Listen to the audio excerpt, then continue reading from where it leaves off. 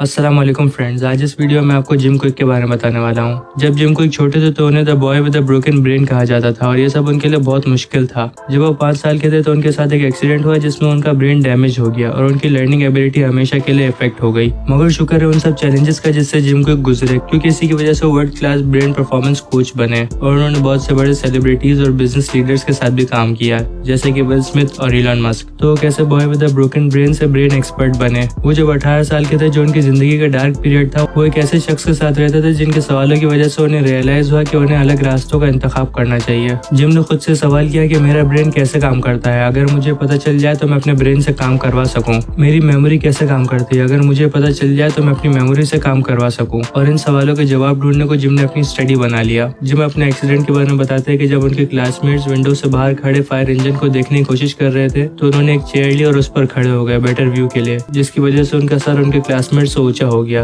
और इसी वजह से किसी ने चेयर खींचना शुरू कर दी, जिसकी वजह से उनका बैलेंस बिगड़ा और वो गिरे और उनका सर रेडिएटर पे लगा और उनके सर से खून निकलना शुरू हो गया। जिमी कहते हैं कि ऐसा लगता था कि फवारा खुल गया है। वो वक्त उनके पेरेंट्स के लिए बहुत ज्यादा ट्रॉमेटिक था। उसके बाद से उनके पेरेंट्स कहते हैं कि जिम बहुत ज्यादा बदल चुके थे। जिम को काफी मुश्किल भी होती थी लर्निंग के प्रोसेस में। टीचर्स को बार बार अपनी बात दोहरानी पड़ती थी ताकि जिम समझ सके कि टीचर्स क्या कह रहे हैं। और अगले कुछ सालों में वो शाय और इंट्रोवर्ट हो गए। उनकी लर्निंग डिफिकल्टीज की वजह से वो अपने दूसरे दोस्तों से अलग हो चुके थे। रीडिंग जैसे सिंपल टास्क भी उनके लिए बहुत मुश्किल बन चुके थे, क्योंकि जब उनकी पूरी क्लास रीडिंग सीख चुकी थी वो अब तक नहीं सीख पाए थे। जिम कहते हैं कि मैं सिर्फ पेजेस को देखता और उन पर लिखे लेटर्स को देखता और मुझे कुछ समझ नहीं आता था। वो कहते हैं कि हम सर्कल्स में बैठते थे और हमें टीचर एक बुक देती थी जो हमें पूरी क्लास के सामने पढ़नी होती थी, और जब मेरी बारी आती थी तो मुझे समझ नहीं आता था क्या करना है और मैं सिर्फ बुक को देखता था और रोना शुरू कर देता था। वक्त के साथ साथ जिम ने ये सोच बना ली थी कि वो दूसरे बच्चों की तरह कभी नॉर्मल नहीं हो सकेंगे। जिम ये कहते हैं कि मुझे याद है वो दिन जब मेरी टीचर किसी एडल्ट से बात कर रही थी और उन्होंने मेरी तरफ इशारा किया और कहा कि वो बच्चा है जिसके दिमाग में कुछ नुक्स है। फिर जिम ने अपनी लर्निंग डिसेबिलिटी को सही किया एक्समैन कॉमिक बुक्स के जरिए, जिसकी वजह से उन्होंने रीडिंग सीखी। वो रात के वक्त कॉमिक्स पढ़ते थे। जिम ये कहते हैं कि मुझे एक्समैन कॉमिक्स पसंद थी, इसलिए नहीं क्योंकि वो तेज थे या स्ट्रॉन्ग थे। जिम ये कहते हैं कि मैं उन्हें इसलिए पसंद करता था क्योंकि वो दूसरों से अलग और उन्हें भी मेरी तरह बुली किया जाता था और कहा जाता था कि उनकी भी कोई वर्थ नहीं है। जिम ये कहते हैं कि वो मेरे लिए एक मेटाफोर था कि लोग किस चीज से केपेबल हैं और ह्यूमंस का पोटेंशियल क्या है। जिम को लर्निंग सीखने में 3 साल लग गए। उनकी स्कूल लाइफ उनके लिए बहुत ज्यादा चैलेंजिंग थी, जब तक कि एक हादसे ने उनकी पूरी लाइफ चेंज नहीं कर दी। 18 साल की उम्र में जिम स्कूल छोड़ने वाले थे, तभी उनके फ्रेंड ने उन्हें कैलिफोर्निया इनवाइट किया उनकी फैमिली के साथ वीकेंड गुजारने के लिए। और यही वो वक्त था जब जिम के साथ वो लाइफ चेंजिंग इंसिडेंट होने वाला था। जिम को उनके फ्रेंड के फादर अपनी प्रॉपर्टी का एक टूर दे रहे थे और तभी उन्होंने जिम से पूछा कि स्कूल कैसा जा रहा है। ये सवाल सुनते ही जिम रोना शुरू हो गए। जिम की कहानी सुनने के बाद उनके फ्रेंड के फादर ने उनसे कुछ सवाल पूछे